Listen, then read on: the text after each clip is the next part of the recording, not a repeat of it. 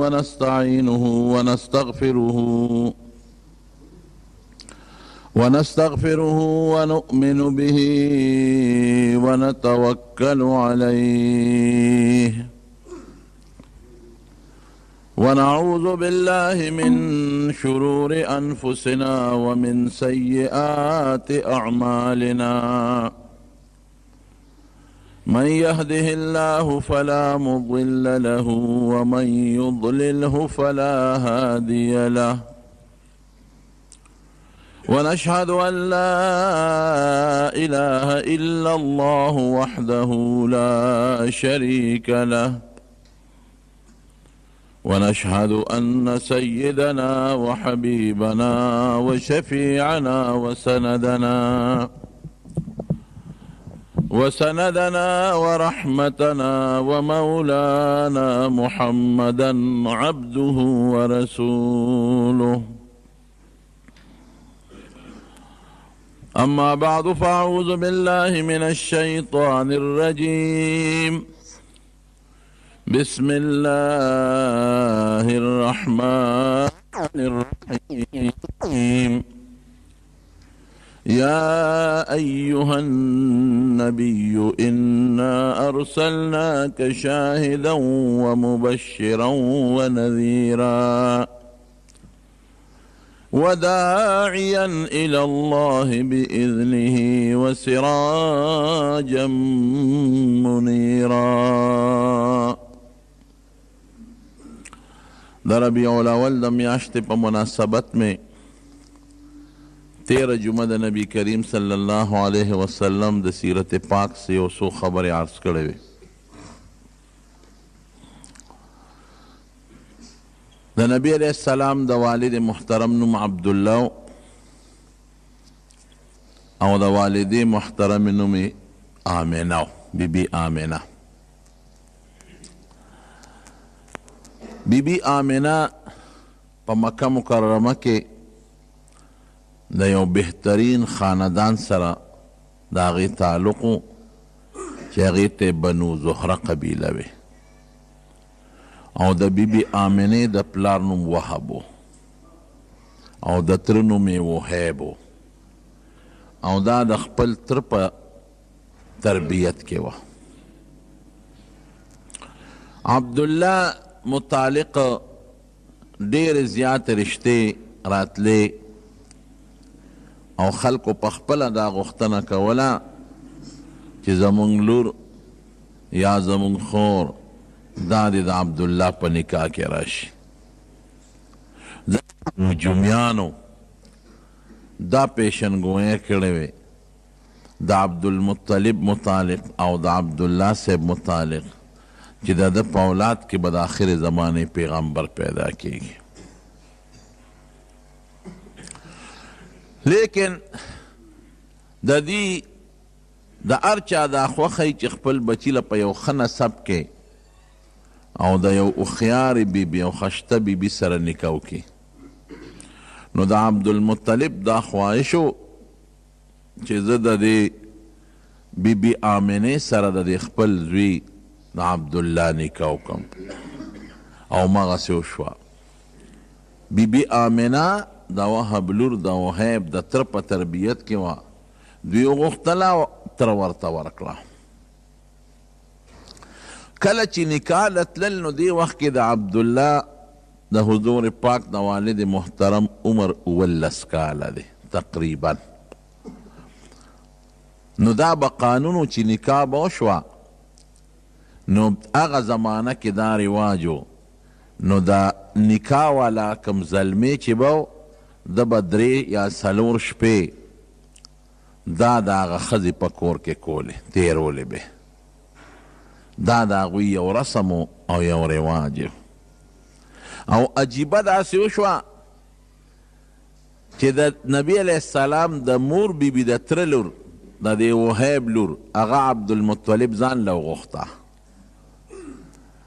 هغې پې رضا شو ځکه ما تېره جمعه درته پوره د عبدالمطلب تاریخ ذکر کړی تقریبا. نو چې دی کله نکاح له تلل د عبدالله ورپسې شاته په لاره ور روانو نو په مکه مکرمه کې یو یهودنه ښځه وه او څوک کوي کاهنه وه، نو دواړه به هم به یهودنه و هم د کهانت دا علم ورسره و. نو دا اتفاقا په لاره باندې ولاړه وه. نو عبدالله صاحب یې ولیده. نو چې دې څنګه ولیده نو دله دعوت ورکړه د ګناه چې مونږ کره راشه. نو عبدالله ورته انکار وکړ او یو دوه شیرونه یې ورته وی معنی دا ده چې حلال خلق او پاک خلق ګناه نه کوي او پاک خلق د خپل ځان د پاره د پاکو انتخاب کوي. داسې یو دوه شیرونه یې ورته ووی او زه ګناه نه کوم، ناروا نه کوم. او عبدالله صاحب ته نیغ تیر شو. عبدالمطلب ځان سره کسان بوتلی و، دی مخکې تلی و او د بیبي آمنې سره د عبدالله صاحب نکاح وکړه او کم چې د بیبي آمنې ترو وهیب د هغه لور سره خپله نکاح وکړه. دواړه نکاحونه په یو ورځ شو. نو د دې د زوړ رسم مطابق عبدالله درې شپې دا د سخر په کور باندې تېرې کړې. دا د هغې رسم و. د نکاح نه پس به دا پاته کېدل. نو چې درې ورځې پس په لاره د عبدالله را روان دی نو هغه ښځه چې مخکې پتلو کې د ګناه دعوت ورکړی و هغه ورته دروازه کې ولاړه وه. نو عبدالله له اواز ورکړ. نو چې عبدالله ته وکتل وی چته تلی وی؟ وی زه تلی او د وهب لور د آمنې سره مې نکاح شوه. وی ښه غوږ کېږده. وی زه څه پلیته ښځه نه یم ګورې او نه زه زناکاره ښځه یم. ته چې په لاره تلې نو ستا په دې تندي کې ما د آخرې زمانې د پیغمبر د پیغمبرۍ رڼا صحیح کړه د خپل کهانت او د خپل علم په بنیاد. ما ستا تندی معلوم که چې په دې تندي کې یو داسې نورانیت او رڼا پرته ده چې هغه نورانیت او رڼا به د آخرې زمانې د پیغمبر په شکل کې پیدا کیږي. نو ما وی چې دا رڼا به تا نه زه ځان ته راکاږم او دا د آخرې زمانې پیغمبر به زمانه پیدا شي. خو اوس مې زناکاره نیم دا مې دیله دا دعوت ترکه. خو اوس هغه رڼا ستانه د وهب لور آمنې راښکلې د ضرورت مې درته نشته. هغه وی زم ګناه نه کوم. د نبی علیه السلام د پیدایش نه مخکې داسې نښې نښانې زلنده ښکارېدې. څه درته ما تېره جمعه ویلي دي. بیبي آمنه وی د حضور پاک والده محترمه وی په ښځو باندې چې د حمل په زمانه کې د امید په زمانه کې کم تکلیف تېرېږي وی ما دا تکلیف نه دی محسوس کړی، نه مې بوج محسوس کړی دی، نه مې درونوالی محسوس کړی دی او نه ما ته څه تکلیف رسېدلی دی. او داسې عجیبه زمانه وه چې یو ځل زه په کټ کې خوب د شپې نه راته اوړېدم راوړېدم نو ما یو غیبي سړي نه یو غیبي آواز واورېد. وی هغه سړی ما ته وی چې ای آمنې ته څه خبرې چې ستا په ګېډه د دې امت سردار پروت دی او دا هلک چې پیدا شي دله به نوم محمد اږدې ګورې صلی الله علیه وسلم. او چې پیدا شي نو یو دم به پی چې هغه دم یې راته وښو. سیرت ابن هشام کې شته دا واقعه. اعیذه بالواحد من شر كل حاسد. اعیذه بالواحد من شر كل حاسد چې د یو الله په نوم دې هلک له زه پناه غواړم د الله په نوم د شر د هر حاسد نه چې د حاسدانو د شر نه خدای پاک محفوظ کړي. او عجیبه دا وه چې په دغه زمانه کې په مکه مکرمه کې قاتو مکه کې خواسم واد غیر ذی زرع دشت او خشک علاقه ده خو بیا هم په دې غرونو باندې د غر دا واړه واړه بوټي کېدل او کبلې به پکې زرغونېدلې نو خلکو به څارو لته ګیا ورکوله نو د څارو ګیاګانې میاګانې نه وې باران بند شوی او چې کله د نبی علیه السلام زما امید پیدا شو د حضور پاک متعلق نوی مکه مکرمه کې خدای فراخ سالی پیدا کړه، بارانونه وشو او په غرونو او په دشتو ګیاګانې زرغونې شوې او د خلکو د ګډو چیلو او د اوښانو غولانځې د پیو نه ډکې شوې او د خلکو څاروي د وازګو نه ډک شو. وی قسم دې زه پوهېدم چې دا د ما د دې بچي برکات دی چې لا دنیا ته دی تشریف نه دی راوړی، لا پیدا شوي نه دي او په مکه مکرمه کې خدای پاک فراخ سالی پیدا کړه. بیا د پیدایش په وخت کې چې دی کله پیدا کېده نو ناشنا حالات او واقعات څرګند شوي دي. عبدالمطلب وی ما یو خوب ولید، وی زه ملاست یم او زما د شان یو زنځیر اوچت شو او هغه زنځیر تا اسمان سره ولګېد، یو سر یې زما په دې شا پروت دی او بل اسمان سره ولګېد او ویناګانې هغه زنځیر په اونه بدل شو او اونه ترې جوړه شو او د هغې اونې خرامونه پیدا شو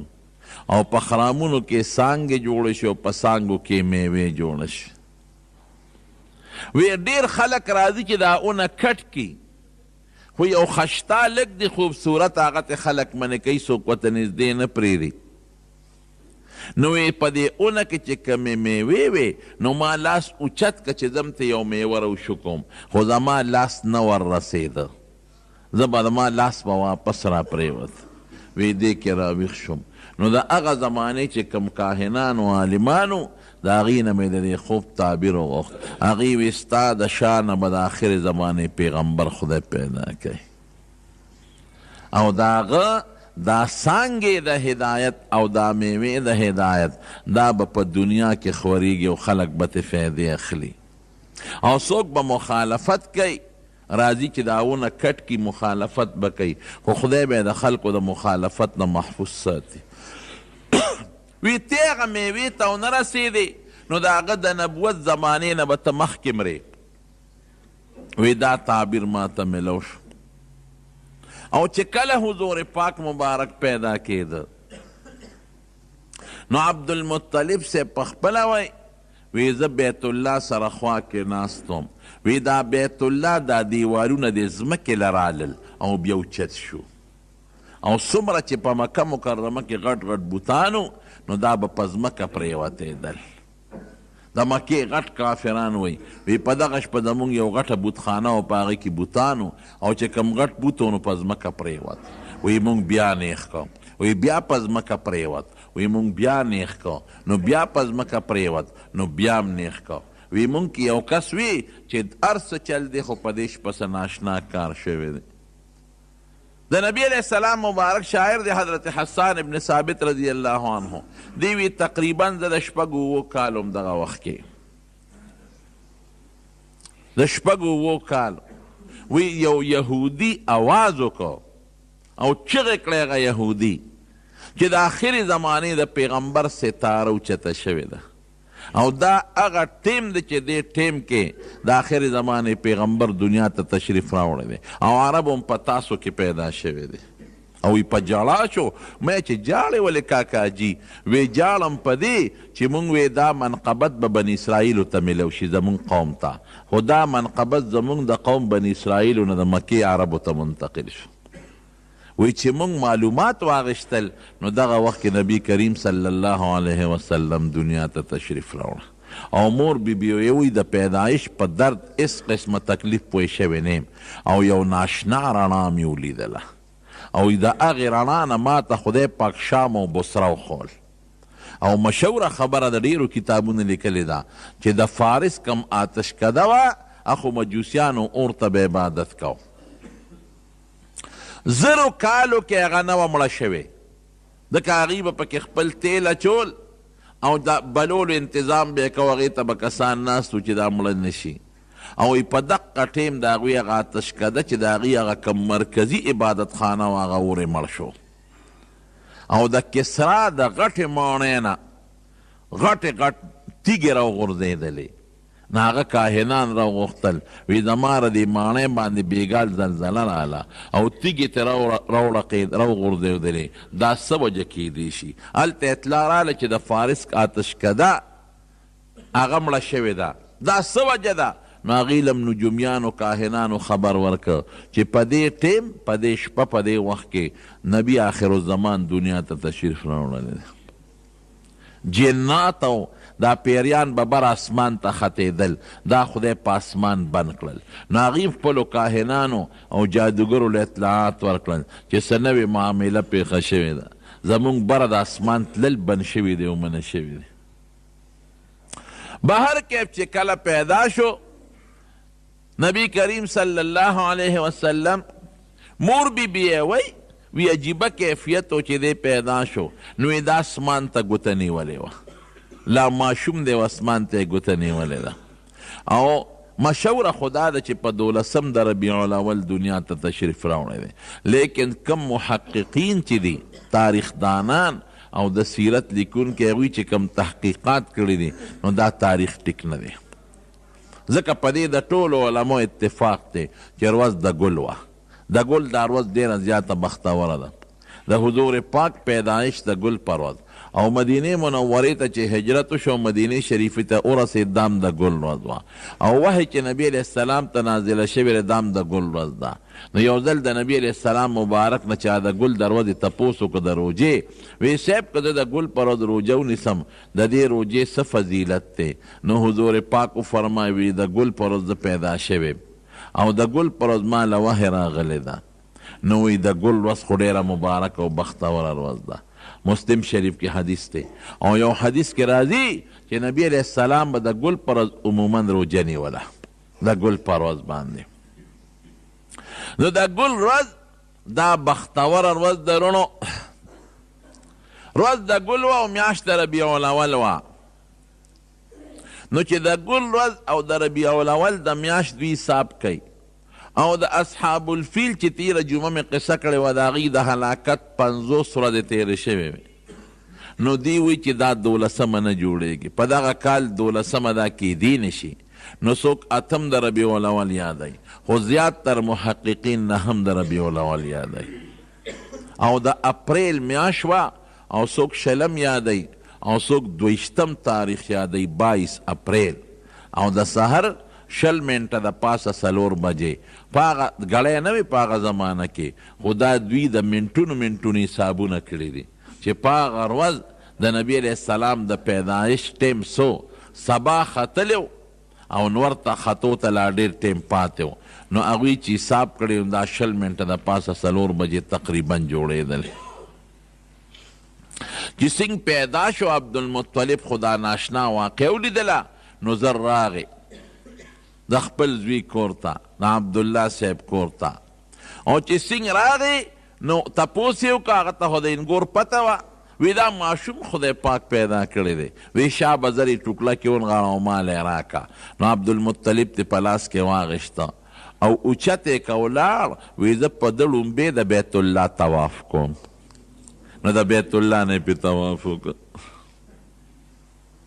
والد محترم د پیدایش نه مخکې وفات شوی، ځکه چې هغه په یو تجارتي سفر کې تللی و مدینې منورې ته، او په مدینه منوره کې د هغه ماماخیل خو مدینه منوره کې و. ما تېره جمعه درته ویلي و چې د هاشم ښځه د عبدالمطلب مور دا د مدینې منورې و، سلما یې نوم و. نو دا دی هلته بیمار شو، په بیماری کې بیا وفات شو او په مدینه منوره کې دفنم شو. نو عبدالمطلب ته چې پته ولګېده نو هغه ورېږه ردې زه معلومات کوم. نو رده یو زوی حارس یې نوم یې هغې ولېږه مدینې ته، وی ته بچې لاړ شو ما له معلومات والا د قافلې والا خو وایي چې عبدالله وفات شوی دی. چې لاړ او معلومات یې واغېشتل، هغې ورته وی او عبدالله وفات شوی دی او مونږ د بیماری علاج هم وکړو خو جوړ نه شو، او بیا هم دلته په مدینه شریفه کې دفن کړی دی. نو د 19 کالو په عمر کې د حضور پاک والد صاحب واده کړی او د 18 کالو په عمر کې تقریبا وفات شوی دی. نو حضور پاک د پلار د وفات نه پس الله دنیا ته راولېږه. دې کې یو حکمت دی، هغه درته لږ ساعت پس وی. لومبې پی وله خپلې مور ورکړل بي بي آمنې، او بیا د ابولهب یو وینځه وه سویبه، هغې ولې یو څو ورځې پی ورکړل، او ابولهب د نبي علیه السلام ترو دې صویبې ابو لهب ته زیر ورکه چې مبارک دی ستا د هغه مړ ورور عبدالله زوی پیدا شوی دی. نو ابو لهب د نبی علیہ السلام د پیدایش په خوشحالی کې هغه صویبه ازاده کړه. وی تا مال د مړ رور د زوی د پیدایش خبر راکا نو په دې خوشحالی کې مې ازاده کړې. نو په بخاري شریف کې یو ټکی امام بخاري رحمت الله علیه ذکر کړی دی ناشنا چې ابو لهب چا په خوب کې ولیده. وی څه حال دی دی؟ وی ډېر خطرناک حال مې دی، ډېر د خدای په عذاب کې پروت یم، شر حال مې دی. ځکه د پیغمبر علیه السلام لوی دشمن لومبی دی او په نبی علیه السلام د کاڼي غزار لومبی دی ابو لهب کړی دی. وی ډېر خراب حال مې دی او شر حال مې دی. خو وی چې ما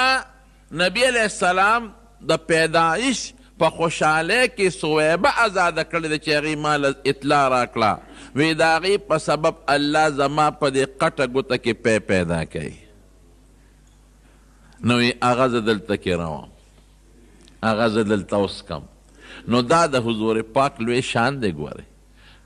دلته بعضې زموږ طالبان یو سوال کوي، وی د کافر متعلق قرآن شریف کې راځي چې لا یخفف عنهم العذاب ولا هم ينظرون، چې کافر ته په عذاب کې تخفیف نه راځي، عذاب به ورته اسانیږي نه په جهنم کې او نه به ورله خدای مهلت ورکړي. نو دا ده ته د اسانتیا ولې راغله چې دا پی په دوزخ کې څکي؟ نه، د هغه پیو فایده هغه ته نه میلاویږي. د جهنم خو دومره تیز تاو دی چې دا خو لا د ګوتې پوټې غوندې پی دی چې بالټې پکې ورواچوي، لا د بالټي نه به نه جدا شوي چې الوتی به دله فایده نه ورکوي. خو د نبي علیه السلام لوی شانتې معلومیږي او هغه له افسوس ورکوي چې نیکبخته صرف د هغه په پیدایش دې خوشحالي کړې ده نو ګوته کې دې پیدا شي. که ایمان دې پرې راوړی وي نو چې څومره د پیو چینو کې به په جنت کې پروت وي. نو صویبې ولې یو څو ورځې پی ورکړل، هغه د ابو لهب وینځئ. نو بیا خدای پاک نبی علیه السلام د بیبي حلیمې په قسمت ورورسه. دا په طائف کې بنو سعد یو خاندان دی، هلته اوسېدله او د بانډو د طائف آب و هوا ډېره مزیداره. اوس هم د طائف آب و هوا ډېره ښایسته ده، ډېرې ښکلې میوې پکې کېږي او ډېرې ښایسته اعلی سبزۍ پکې کېږي او یخ وطن د مزیدار اعلی. مکې مکرمې نه بار یو غر دی، د هغه غر نه شاته تقریبا 100 کیلومیټر لږ بګ به طائف راځي. نو دا هغه ځای ښځې به کال کې یو ځل راتلې او په مکه کې به ماشومان کتل چې چا ماشوم پیدا شوي چې مونږ یې ځان سره یو څو تربیت یې وله وکړو، دیانې به وې. نو هغې کې به د هغې هم فایده وه او د مکې د خلکو هم دا یو رسم و رواج و چې خپل ماشومان به بانډې ته لیږل. ځکه هغې به وی د شهري خلکو د شهر آب و هوا ټیک نه او د بانډې آب و هوا مزیدار ای، اوبې هم ښایسته ای، هوا هم مزیدار ای او د بانډو ژبه عربي اصلي وي او شهر ته ښار ته خو هر قسمه خلک راځي نو ژبه یې ګډه وډه شوي. نو خلکو به خپل ماشومان ورکړل، هغې به وله پالل او دوی به وله پیسې ورکول. نو بیبي حلیمه رضی الله تعالی عنها وی دقسې د طائف د بنو سعد زمونږ ښځې لاړئ زنانه چې دوی ځان له ماشومان ګورو چې مونږ یو ساتو پیسې پې وګټلو. وی چې رالو په مکه کې معلومات کول نو وی زما چې څومره ملګرې راغلي وي هرې ملګرې ته یو یو ماشوم میلاو شو او پیغمبر علیه السلام ته چا غاړه نه یې ښوده. خلکو به وی دې کور کې یو ماشوم پیدا شوی دی 7 ورځې مخکې. نو چې رابلل تپوس بیا وکړو نو د پلار نشته، دا یتیم دی، د پیدایش نه مخکې پلار وفات شوی دی. نو چې هغه ښځو به ورته غاړه نه یې ښوده چې دا یتیم دی نو موږ له به څه راکړي، پلار یې نشته نو موږ له به څه راکړي. وی ډېرې ښځو پې چکر ولګو خو دې چا هم قبول نه که. وی زم په ړومبي ځل عالم چې تپوس مې وکړه وی چې پلار یې د پیدایش نه مخکې وفات دی. وی ما وی چې دا ماشوم نوړم ما له به څه راکړي، څه پیسې به راکړي. خو ما نورو ملګرو ته مې ماشوم میلاو شو او ما ته میلاو نه شو نو مې چې تشه ځم نو زه دا ماشوم به خیر ځان سره بوزم. نو رالم او نبی علیه السلام مبارک دا ماشوم مې ځان سره اوچت که چې تشه نشم تلی. وی زما ته څه پته وه چې دا خو په دنیا کې واقعي یتیم دی خو د خدای په نزد د یو لوی مقام او مرتبې خاوند دی. وی ما چې دی څنګه اوچت که او ما خپلې سینې ته واچو ګسې سینې ته ځکه د ما خپل بچی مو نو وی ده زما ګسه سینه نه اغېشتله جړلې نو ما زر دی بلې سینې ته که نو وی زما ښې سینه یې واغېشته او ګسه سینه زما هغه بل بچي ته ژوه او چې په لاره تلو نو په کومه قچره چې ما سورلي کړې وه نو یې ډېره لاغېره وه او ډېره ټپه وه او وی ما به شړله او قافله کې سفر نشو کولی رستو رستو به کېدله او وی چې ما نبی علیه السلام مبارک غیږ کې واغېشته او په هغه قچره څاروي باندې سور شم وی قسم ده چې زما څاروي د نورو څاروو نه مخکې روانو نو یې ما ته د قافلې خلق وی چې حلیمې دا همغه څاروی دی که دا د مکه کې بدل کو مې چې نه دا همغه څاروی دی خو ما له خدای یو برکتي ماشوم په لاس راکړی دی وی قسم ده چې زما په سینه کې دومره پیدا شو چې نبی علیه السلام به موړ شو زما خپل بچی به موړو او زمونږ په علاقه کې په دغه زمانه کې قات و قات ګیاګانې نه وې نو زما ګډې چیلی او څاروي چې به زما بچو سرن له بوتلل نو ماښام به ماړه راتلل وی زما څاروي سر به شو غولانځې به یې د پیو ډکې وې او خلکو به خپلو غلامانو ته بچو ته وي چې تاسو څاروي نار راولئ او د حلیمې څاروي ماړه راځي دا ولې هغې سره یو ځای د هغې څاروو سره څاروي سره وی وی بیا به خلکو زما څاروو سره یو ځای څاروي سرول خو بیا به هم د خلکو څاروي نار راتلل او زما څاروي به ماړه راتلل او غولانځې به یې د پیو ډکې وې وی قسم د ما د پیغمبر علیه السلام مبارک په بوتلو په دغه سور وځې کې دننه دننه د هغه برکتونه محسوس کړي دي او ما لیدلی دي او ما به دې کله د خپلې بلې سینې ته واچو د پیو دپاره نو نبی علیه السلام په ماشوموالي کې هم ډېر انصافدار و وی د هغه خپل بل رور پی ته به د خوله نه اچول هغه به یې نه رول هغه خپله سینه به یې رودله هغه بله به یې نه رودله او عجیبه ناشنا ټکې سیرت ابن هشام کې شته او په مستد احمد کې هم شته او نور علما هم لیکلي دي چې نبی علیه السلام مبارکه به ما دې مونږ ورته اورڼۍ وایو که نه ماشوم نه چې کوم لومبې ټوکله تاوی وی ما به په اوړنه کې دی واچو نو ماشومان خو لتې وی چې ویس پړی او ځان نه هغه ټوکله غورځئ وی یقین وکړه چې ما به دې په اوړنه کې واچو او زه به رالم وی د ده نور وجود که به ښکاره شوی خو د نامه نه لاندې عورت به د همیشه پټو فرشتې به حفاظت کو د نبی علیه السلام مبارک وی زر زر به لوېده په میاشت کې د هفتې برابر چې بل ماشوم هفته کې څومره نشونما کوي دی به په ورځ کې هغسې نشونما کول او چې بل ماشوم میاشت کې څومره لویږي هفته کې به هغسې لوېده او چې بل ماشوم په کال کې څومره لویږي نو په میاشت کې به هغه مره ترقي نبي علیه السلام مبارک کوله او وجود یې طاقتمن وی د نور ورونو خویندو سره به یې لوبې کولې یو خور یې وه شیما یې نوم دا د رضایي خور یې وه د بیبي حلیمې خپله لور وه نو یو ځل یې نبي علیه السلام بوتلی نو بیبي حلیمې وی چې زما په زړه کې د نبي علیه السلام ډېر لوی قدر و ځکه ما ته هغه برکتونه معلومېدل ما کره غله فراخه شوه زه په خېټه ماړه شوم زما بچي په خېټه ماړه شو زما څاروي ډېرېدل برکتونه پکې پیدا شو نو وایي چې زه به ډېر د خپلو بچو نه به مې د نبي علیه السلام ډېر خیال ساته نو یو ځل یې په غرمه کې زما د لور شیما نبي علیه السلام ایستی و نو زه ورپسې بار ووتم چې دا ماشوم دی په دې تو کې ولې ایستی دی د عربو نور لږ تیزي ډېر تیزي چې دا دی ولې په دې نور کې ایستلی دی نو وایي چې اوس هغې زما لور شیما نبي علیه السلام رانیولی دی او راولي یې د ګوتې نه هم دومره عمر نه وه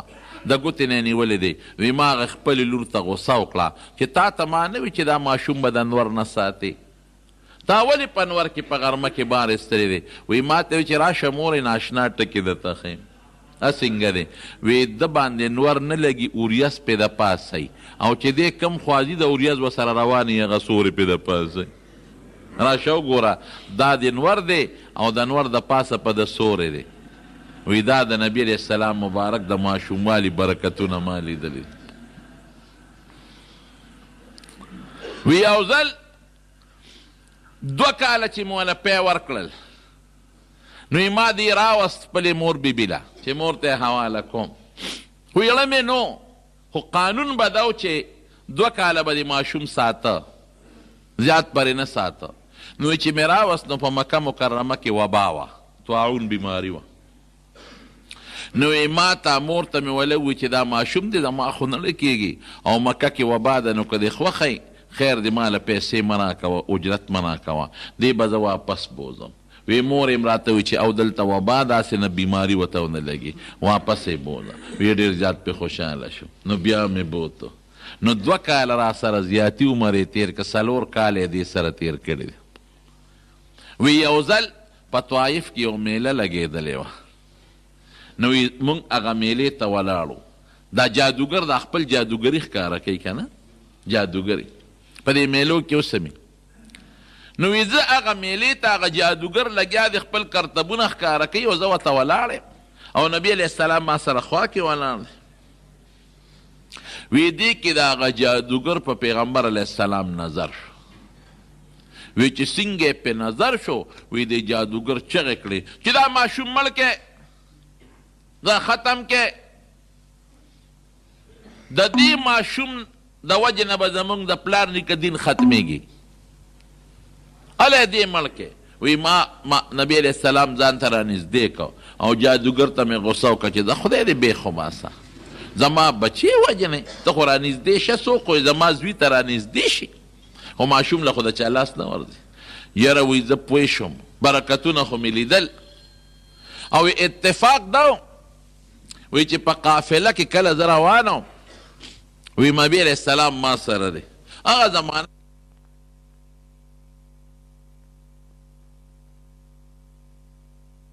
ګرځېدل نو کهانت او د نجوم ډېر لوی دور و نو په دې قافله کې یو نجومي او کاهن و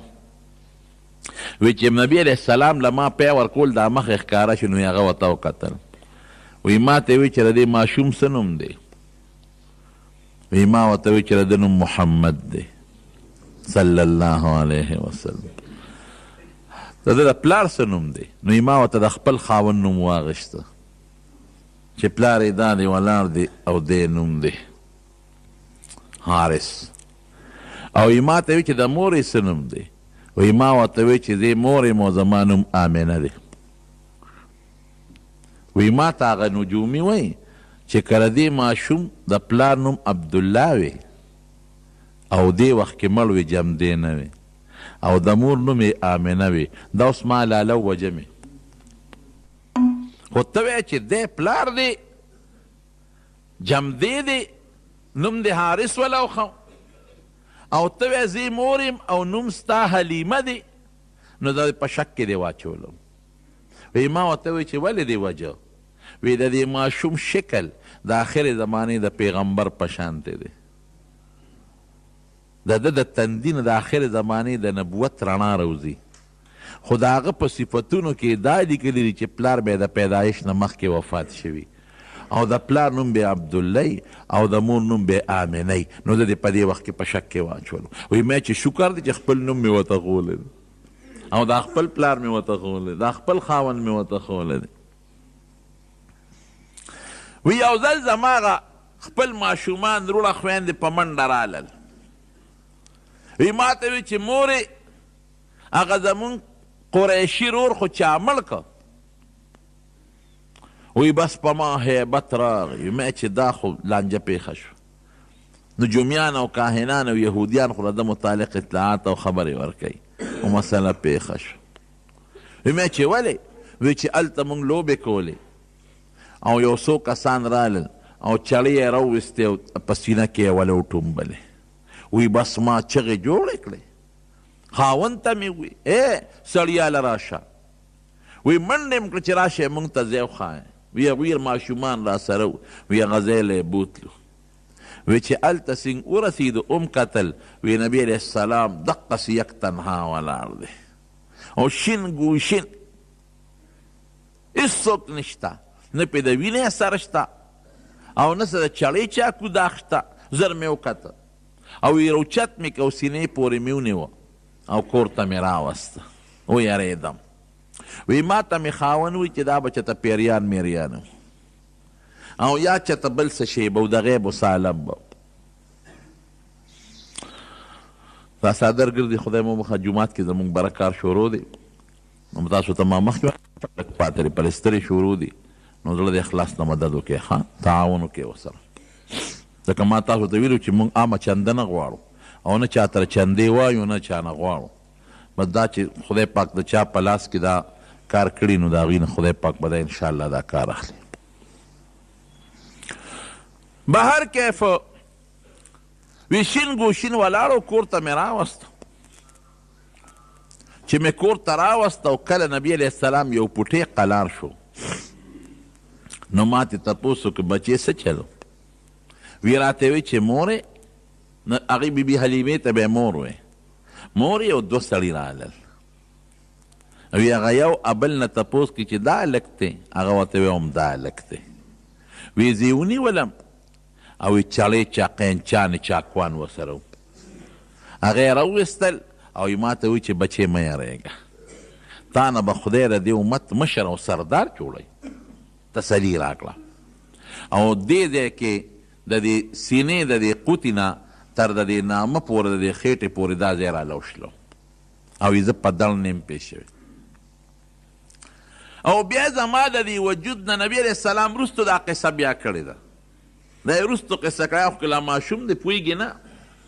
زما د دې وجود نه یې زما زړه راوویسته او ځان سره د زمزم اوبه راوړې وې حضور پاک به وروسته وی چې دا زما ماشوموالي کې کوم قصه در شوي وه سینه شلېدلې شوې وه وی چړې چاکوان او سامان ټول د جنت او اوبه زمزم وې نو یې زما زړه یې پې ووینځه او د زړه سره داسې پوټینۍ غوندې غوښه وه وی هغه یې تیو شکوله اخوا یې غورځوله وی هغه یو دی بل ته وایي چې دا د انسان زړه سره د شیطان د ناستې جالی چې دا ترې ختمه کړو او بیا یو کاسه وه چې هغه د سرو زرو وه او هغه د علم او د حکمت نه ډکه وه هغه کاسه زما په دې زړه کې ورواړوله او زما رګونه پې ډک شو او بیا ورسره یو مهر زما په زړه د پاسې هغه مهر ولګاو او بیا زما هغه غوښه یو ځای کړه او لاس یې پراخ که واپس ټیک شو دا څلور کرته دا شق قصه در شوی دی یو وخت بیبي حلیمې کره او نبي علیه السلام تقریبا د څلورو کالو چې دا واقع پیښه ده او بل ځل د لسو کالو عمر ته چې نبي علیه السلام ورسېد نو دا بیا شوې ده او بل ځل چې نبي علیه السلام ته کله نبوت میلاوېده په غار حرا کې دا بیا شوې ده او بل ځل چې نبي علیه السلام مبارک کله معراج ته بر اسمانونو ته نو دا واقع بیا شوې ده څلور ځله دا د سینې اپریشن د نبي علیه السلام مبارک شوې ده بیبي حلیمه وی پې ویرېدم وی ما وی چې یاره باس او په دې لږ دا څه مسله ده چې ته پیریان دي او که څه شی دی هسې نه واقعي دی لږ ته څوک نقصان ونه رسوي نو څلور کاله چې پوره شو نو مور لی راوست نو مور ته مې وله وی ټوله قصه وکړه نو مور یې وخندل وی نه یریږه ما د دې ماشوم ډیر عجیبه حالات لیدلی دي زما دا د پیریانو خبره نه ده زما د دې بچي به ډېر لوی شاني انشاءالله العزیز هغه بیبي حلیمه بیا څه شوه نبی علیه السلام مبارک چې مدینې منورې ته هجرت وکړ نو دا بیا مدینې منورې ته راغلی ده یو صحابي وی نبی علیه السلام یو ځل ناستو په څادر باندې نو یو بوډۍ ښځه راغله نو پیغمبر علیه السلام مبارک ورته د خپل ځای نه پاڅېده او هغه یې د مټه ونیوله او په خپل څادر باندې یې کېنوله او ډېرې خوږې خبرې یې ورسره کولې او مورې مورې لفظ به یې ورته وی چې خبره به یې کوله نو مورې نو چې دا زنانه بیا لاړه نو ما د چا نه تپوس وکړو چې دا ښځه څوک وه چې نبي علیه السلام یې دونه قدر وکړو پاڅېد ورته او په څادر یې کېنولو او مور ورته وی هغې وي چې دا هغه ښځه ده چې نبي علیه السلام لی پی ورکړي دي بیبي حلیمه رضی الله تعالی عنها او د مدینې منورې چې کوم قبرستان د جنت البقی ورته وایي په هغې کې دفن د هغې کې قبر هم دی هغه خورې چې وه شیما چې کله د حنین او د اوتاس غزا شوه او قیدیان پکې گرفتار شو نو دا هم پکې گرفتار شوه نو په زرګونو قیدیانو نو دې شیما صحابو ته وی چې زه خو ستاسو د پیغمبر خور یم. نو نبی علیه السلام ته چاله وی صاحب په دې قیدیانو کې یو جینۍ ده او هغه وی چې زه ستاسو د پیغمبر خور یم. نو نبی علیه السلام مبارک پوه شو، وی اواز کوي دې جینۍ ته راولی. نو چې راوسته وی ته زما څنګه خور یې، ته زما د خوروالی دعوه کوې. وی زما نوم شیما دی او زه د بیبي حلیمې لور یم او ما او تا په ماشوموالي ډېرې لوبې کړې دي او تا ته زه یو نښه ښیم، که ته وایې چې دا دروغ وایي نو یو نښه درته ښیم. وی څه نښه ده؟ نو هغې ورته لاس ښکاره کړ. وی ما او تا لوبې کولې نو ته ما ته غوسه شوې، نو وی تا په ما چک لګولې وی ستا د غاښونو نښه زما په دې لاس تا ده پرته ده. نو د حضور پاک مبارک تا ماشوموالی رایاد شو، سترګو کې اوښکې وګرځېدې. صحابو ته وی دا خو زما رضایي خور ده، نو که خوښه یې نو دا به ازاده کړو، خوشې به یې کړو. نو د هغې د برکت نه شیما وایي زه دومره بختور یم چې زما د برکت نه زما د ټول قوم واړه او لوی او ښځې قیدیان چې څومره ټول ازاد شو.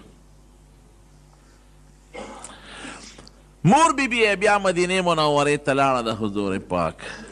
بی بی آمنه سعدیه. نو د خپل پلار د خپل خاوند د قبر زیارت او ملاقات له.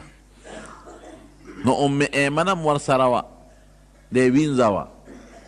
او نبی علیه السلام هم ورسره وه. خو پیاده مزلې وې، وخت به پرې ډېر لګېده. قافله تله نو دا پکې لاړه. نو هلته یې د خپل خاوند عبدالله د قبر زیارت وکړه. نو واپس راتلل په قافله کې. نو مکې مکرمې نه بعد د بدر سره خوا کې یو کلی د علاقه د ابوا ورته وایي، په هغه ابوا کې ناجوړه شوه او په هغې کې وفات هم شوه. نو په ابوا کې یو غر دی، یو غونډی د ما لیدلی، زه ورلتلی. نو هلته کې د نبي علیه السلام مبارک د مور د بیبي آمنې د هغې قبر دی. نو نبي علیه السلام د پلار نه خو یتیم پیدا و، پیدایشي یتیم چې ورته وایي، او مور تقریبا دغه د 4 کالو بلکې لږ عمر زیاتو دغه وخت کې مور وفات شوه. نو ام ایمن ځان سره بیا مکې مکرمې ته راوست. رونو دې کې څه حکمت و؟ عقل خو دا وی چې پلار یم جم دی وی او مور یم جم دی وه، چې دا د یتیموالی دا دور پیړو راغلی. نو دې کې دا الله یو حکمت دی. قرآن شریف کې الله تعالی په خپله فرمایي الم یجدک یتیما فآوا. وی ته ما یتیم نه وې مونتلی، ته خو یتیم وی، یتیم مې پیدا کړی وی. نو فآوا ما دل یو ټکانه درکړه، یو مأوا مې دله درکړه. تا اړو د یتیموالي اړو سکه دې نه ده کړې، اړو چا محسوس کړی نه ده چې دی یتیم دی. ځکه چې د چا پلار وي نو پردي خلک هغه توجه نه ورکوي، او چې یتیم نو خلک ول ډېره زیاته توجه ورکوي. نو ما د خپل نیکه تربیت له راوسته چې عبدالمطلب دی، هغه د تربیت وکړو. نو د عبدالمطلب د وفات نه پس د تره تربیت وکړه ابو طالب، او دواړو د له داسې تربیت وکړه چې داسې تربیت به څوک د خپل بچي مونه کړي. وجدک عائلا فاغنا، اسم دیمنو نو ما غني کړې، ما د له بلا مالونه درکړل، خو نبي علیه السلام خو به ساتل نه، هغه به یې ویشل. وجدک ضالا فهدا، دې صورت کې راځي د شریعت علم د سره نو، شریعت نه خبر نه وي، قرآن مې درته نازل کړي. شریعت نه مراد قرآن دی، رورو مې درته قرآن نازله. نو بیا ورته وروسته وایي اما الیتیم فلا تقهر، وی پتا د یتیمې دور تیر شوی دی، ګران دی که آسان دی سخت دی. نو که بل یتیم دله راشي ګورې غصه به ورته نه کوې، پتا تیره ده دا خبره. دا الله د هغه یتیم د دور هغه حکمت په خپله ذکر کوي چې پتا د یتیمانۍ دور تیر شوی دی، نو د نور یتیمانانو خیال ساته، ګران او که آسانو. که ډېر مالم یتیم سره دولت می خلک یې خیالم ساتي، خو په زړه کې چې د اختر ورځ راشي نو د په یتیم څنګه تېرېږي. بیا ارمان چې نن هر یو پلار خپل بچي له پیسې ورکوي او په سر وله لاس ایږدي او بابا ورته وایي، که نن زمان وي نو ما به ورته بابا ویلی، زما په سر به یم لاس راښکلی وي، او ماله به یم یو 15 روپۍ د اختر خو راکړی وي. نو پتا د یتم د یتیموالي زمانه او دور تیر دی، هغه سوچ وکړه ځان ته د نورو یتیمانانو خیال به وساتې. د دې وجې نه نبي کریم صلی الله علیه وسلم د یتیم متعلق ډېر زیات ذکر کړی دی. د یتیم په سر چې چا لاس راخ که، د یتیم په سر د رحم لاس راخ که، رب العالمین به دې انسان باندې رحم کوي. او نبی علیه السلام فرمایي چې چا د یتیم کفالت وکړو، یو یتیم د هغې کفالت دا چې د ډوډۍ د جامې تنظام، دارنګې د سکول، دارنګې د دیني مدرسې، خو چې پوره تربیت یې وکړه لکه د خپل زوی، نو نبی علیه السلام فرمایي ویزا او هغه سړی به په جنت کې داسې یو ګوتې مبارکې داسې کړلې. د یتیم کفیل چې د هغه تربیت کوي، هغه انا وکافل الیتیم، وی هکذا په جنت کې به دقسې یو دا ګوتې مبارکې داسې کړې، لږ غوندې فاصله یې پکې وساتله، ځکه د پیغمبر مرتبه خو اوچته ده. او د یتیم مال به نه خوري، قرآن شریف کې راځي الذین یاکلون اموال الیتاما ظلما انما یاکلون فی بطونهم نارا وسیصلون سعیرا. د یتیم مال به په ظلم نه خوري، او که د یتیم مال دې په ظلم باندې وخوړه نو خېټې ته د جهنم اور ور واچو. اور د دې وجې نه چې کوم سړی مړ شي او یتیمانان بچي ترې پاتې شي، نو موږ ورته وایو دا اسخاتونه وله مه تقسیموئ، مه تقسیموئ اسخاتونه. هغه یتیمانان دې خو هسې مړ شو، لال ختم شو، دا مال خو اوس د ده نه دی، دا خو د هغه یتیمانانو بچی دی. د هغه یتیمانانو مال مه بربادوئ، دا د هغې مال دی. دې پسې خیراتونه مه کوئ، دا خو یتیمانان دي، دا خو نه پوهېږي. نو پسې خیرات کوه او ما پسې ده به ځان پسې په ژوند کو که نه. که یو بالغ زوی پکې وي نو بالغ د خپل طرف نه پسې خیراتونه کولی شي، خو د یتیمانانو مال به نه خیرات کوي، دا د هغې حق دی. ظلم به ورسره نه کوي. ووجدک عائلا فاغنا، تم مال د سره نو ما غني کړې، نو که بل اما السائل فلا تنهر، که بل فقیر راشي او سوال د نه کوي ګورې ویې نه رټې، ښه پتا دا ده ورتېر دی. وجدک ضالا فهدا، قرآن در سره نو ما د قرآن لوی نعمت تله درکه، نو اما بنعمت ربک فحدث، دا الله دا لوی نعمت چې قرآن دی دا اوس بل ته ورسوه، دا د دې شکریه شو. بل چې دنیا ته الله وښیي چې هغه انسان چې پلار پیدایش نه مخکې وفات او مور په ماشوموالي کې وفات ته، چې زه غواړم د هغه نه داسې شخصیت جوړولی شم چې تر قیامته پورې د کربونو اربونو خلکو مقتدا او رهنما به دا زه کولی شم. خدای پاک یې خلکو ته ښیي، نور حکمتونه هم پکې دي. بهر کې تربیت نیکو که او ډېر ناشنا طریقې سره تربیت پې کوو. یو ځل یې سترګې خوږ وې، سیرت ابن هشام کې شته چې سترګې خوږ وې، نو عبدالمطلب صاحب وی په عربو کې یو دمګر یو کاهن وی هغه له مې بوته چې زما دا یتیم بچی دی او سترګې خوږ دي، ده باندې دم واچوه. او عجیبه وی دا وه چې هغه کاهن ته مې ور ډباو نو نه راوته، ور مې ډباو او د نبي هم دا سترګې کلکې خوږ وې نو نه راوته. وی دې کې زلزله شوه، وی چې یو جلق وشو، وی هغه کاهن په یو منډه دروازه کوله وکړه او بار راووته. وی ما ورته وی ما ته خو د خپل نصیب برکت معلوم و، وی ما ورته وی چې زلزله ده، وی ما چې زلزله به یا ویاني، خو زما د دې بچي شان ما ته معلوم دی. دې سترګې خوږ وي نو ما وله تره استې و ور مې ډبه ورته نه راوتې، نو خدای در باندې جلق راوسته او په خپل یې وله راوویستې.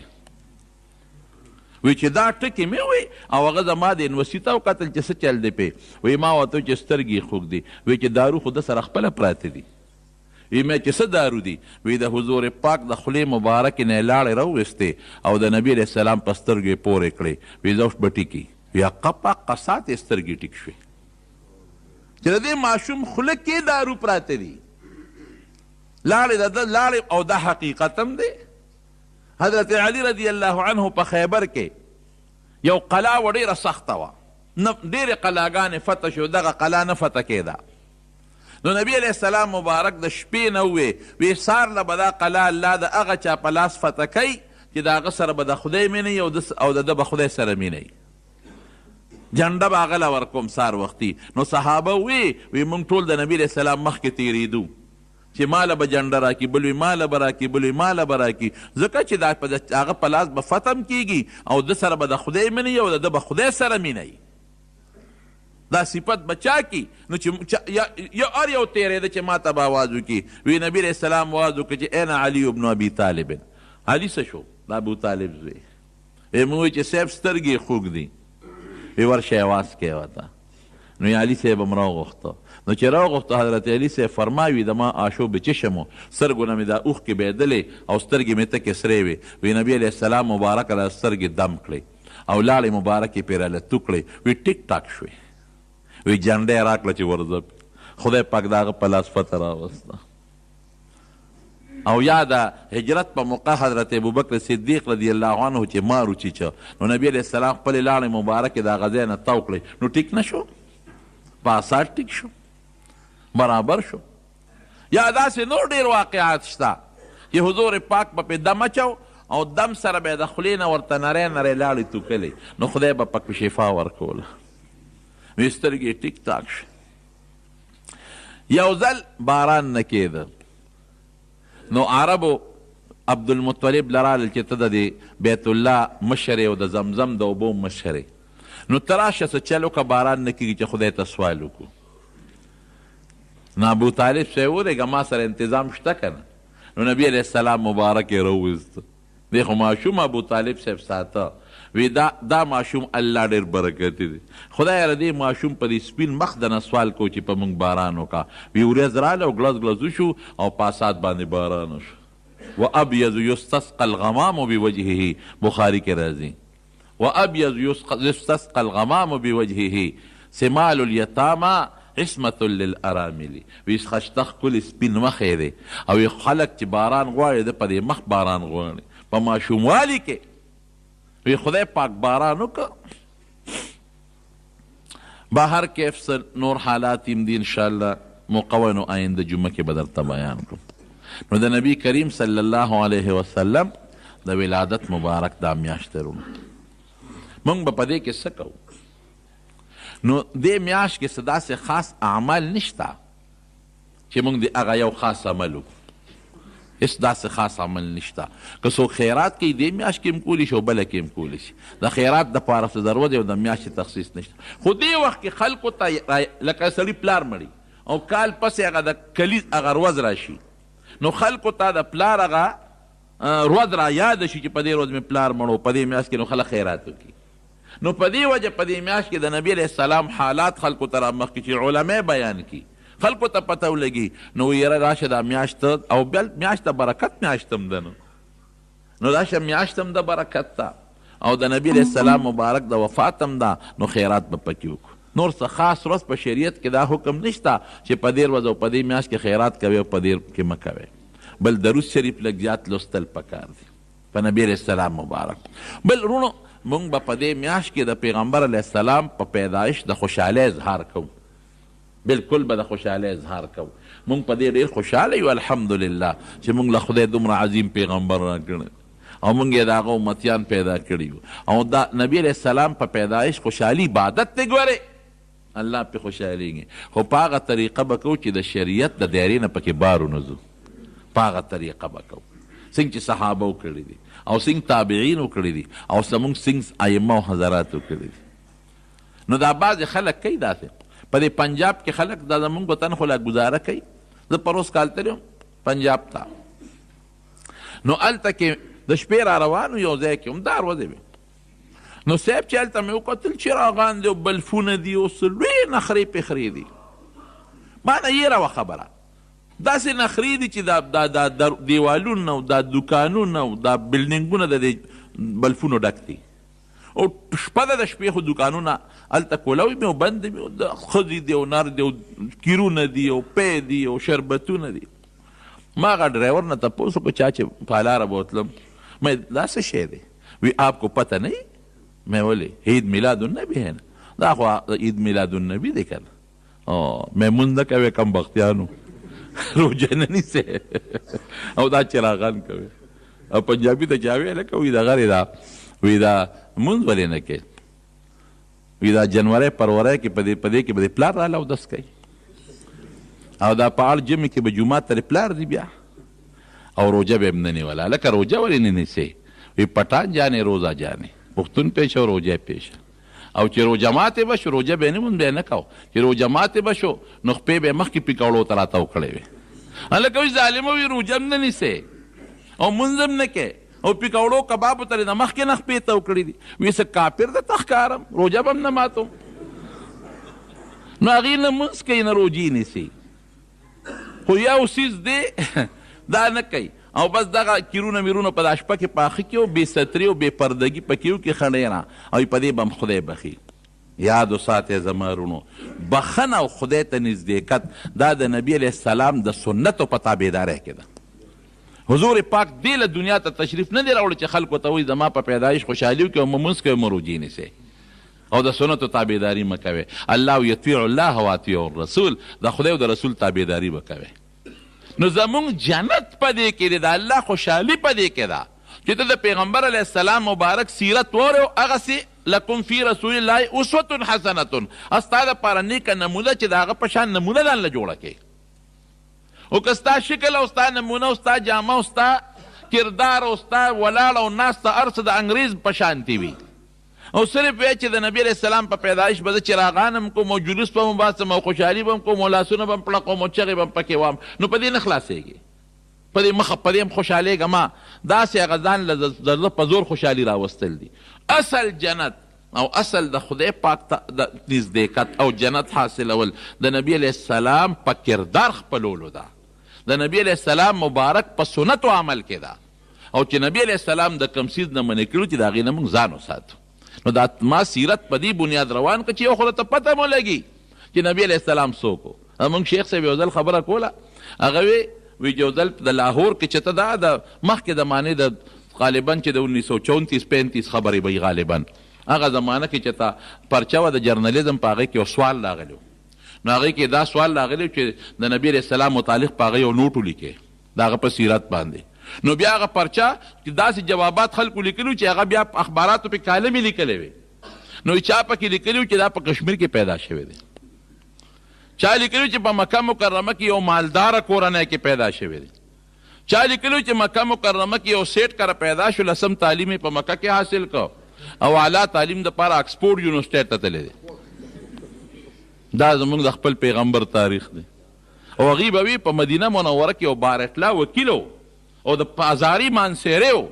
وی ما نه تپوس وکړه خوا کې ناست وم چې بچې څه کوې؟ وی بچې زه خو 400 یم او دلته کې علم حاصلوم. وی ما ته وایي چې خلک سپومۍ ته وختل او ته زړی یادی.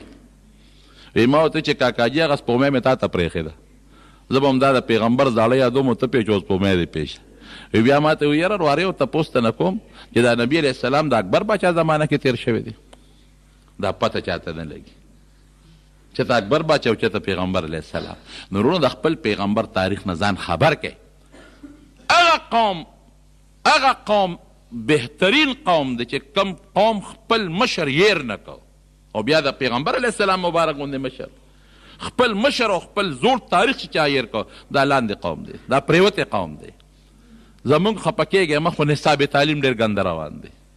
زمونږ په نصاب تعلیم کې د نبی علیه السلام شان له هغه حیثیت نه دی ورکړی شوی کوم چې پکار دی. دا د اغیارو سوچ او فکر دی. ګنې زمونږ د اردو او د تاریخ په دې کتابونو کې اردو زده کې یا انګریزي زده کې، نو دا خو یو فرضي قصه چې دا مضمون نگار لیکي د اردو په کتابونو کې، نو دا اردو خو د پیغمبر علیه السلام مبارک په سیرت کې هم زده کیدی شي که نه. د حضور پاک سیرت داسې لغات پکې راوړه چې ماشوم پې پوه شي که نه، هغه لغات پکې زده کي. یا په د بل تاریخ ټیک ته جغرافیې ته ضرورت دی چې د خپل ملک د حالاتو نه خبر شي، لیکن تاریخ کې زه څه کوم په مغلیه دور او په بل دور او په بل، ما له څه فایده ده؟ په هغې کې د صحابه کرامو دور دی ولې زده نه کم، او په هغې کې د پیغمبر علیه السلام زمانه دی ولې زده نه کم. نو دا موږ دا مضمونونو ته دوی توجه نه ده ورکړې چې دا موږ د مسلمان قوم د خپل پیغمبر د تاریخ او د سیرت نه غافل او ناخبره پاتې شي. نو الله دې موږ له د نبی علیه السلام په نقش قدم تل نصیب وګرځولی.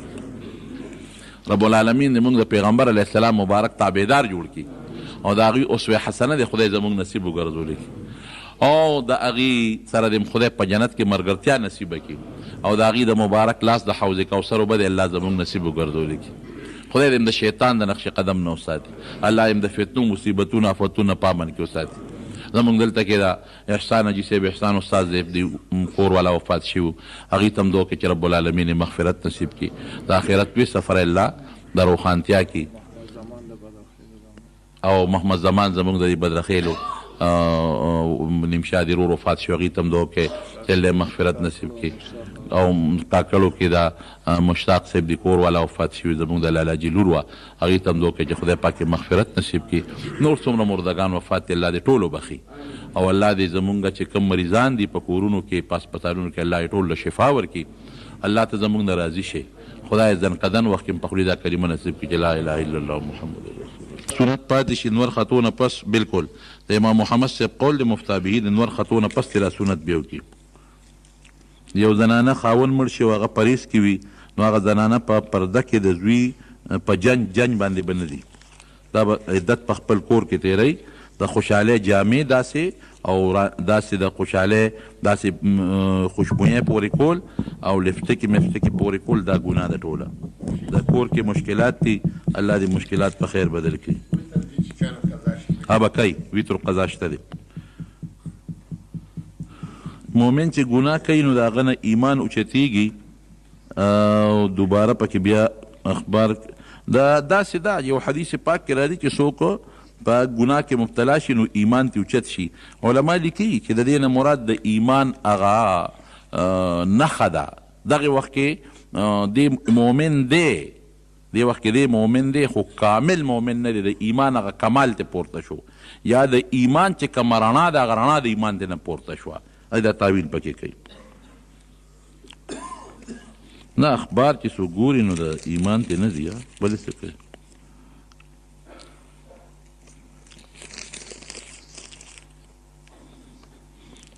ما ته وي د ګیرې ساتلو ډېر شوق دی خو د ښځې نه مجبور یم هغه اجازت نه راکوي او یو عالم وایي چې ښځه خوشحالول واجب دي نو سنتو پرېښودو دپاره واجب نو ګیره نشم ساتلی خبره داسې ده چې دا د ګیرې په مسله کې خو ترې کمانډر صاحب خوشحاله ساتي کمانډر صاحب خو د ګیرې مسله کې خوشحاله ساتي خو د دنیا مسله کې دم چې ته خوشحاله ساتلی ده او که یوازې په ګیره کې دې خوشحاله ساتلی ده نبی علیه السلام فرمایي حدیث کې راځي لا طاعة لمخلوق فی معصیة الخالق دې سره بس تا ډېرې خبرې حل شي یو خوا د الله تعالی او بل خوا د مخلوق دوه خبرې رالی نو د الله د تابعدارۍ په مسله کې به د مخلوق تابعداري نه کوي الله مخکې دی مخلوق وروسته دی نو د ښځې حقوق پوره کوه لیکن دې خوا د الله حق د ښځې د حق نه بیا مخکې دی نو د ښځې به په دې کې څه قسمه تابعداري نه کوي او کمانډر صاحب پوهې که نه وایي سار اکثر ادیمه او مونږ رانه قضا کېږي دا په عذر کې راځي که نه دا هېڅ عذر کې نه راځي ډېره اوږده شپه ده ښه وختي پاسه چې 3 ګنټې خوب وکړم د صحت دپاره دا کافي دی ګرانو محترمو اوریدونکو د شیخ الحدیث مولانا محمد ادریس صاحب دا 532 نمبر کیسټ ډک شو په دې کې تاسو د حضور علیه الصلاۃ والسلام د ولادت باسعادت بیان واورېد دا به تاسو ته پېښور ښار کې بیرون کچرې ګیټ اشرف روډ سره فقیر خان ناصر خان کیسټ هاوس کې د ناصر خان او حیدر خان سره ملاویږي د دې نه علاوه د شیخ الحدیث مولانا محمد ادریس صاحب د هر جمعې تقریر به هم تاسو ته د دې دوکان نه ترلاسه کیدی شي ټلیفون نمبر دی 255 29 12 سپیشل فرمایش د